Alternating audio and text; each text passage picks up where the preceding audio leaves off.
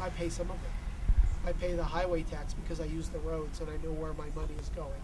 I do not pay my poll tax because that money may be used to capture a runaway slave, or it may be used to buy a musket to kill a Mexican in the war. And so I do not want my money going for immoral purposes.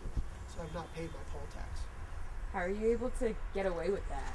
Well, last summer I was put in jail. Oh. Have you been to jail? No, I haven't. It is a novel and interesting experience. I enjoyed it greatly. Huh. Tell us about it. Well, I was there because I did not pay my poll tax. I was walking into Concord to have my shoe repaired, and the constable, Sam, who was a friend of mine, stopped me and said that I had to pay my tax. And when I told him that I would not do so, he even offered to pay it because he thought that I was hard up. I said, well, no, it is the principle. And so he said, Henry, if you do not pay your tax, sooner or later I will have to lock you up. And I said, well, now's as good a time as any. And so I was put in jail in Concord, in the county jail for one night. Someone paid my tax for me, and I was released the next morning.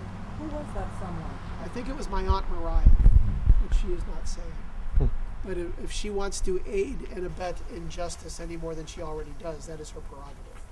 But I said that I was willing to stay as long as it took to get my point across.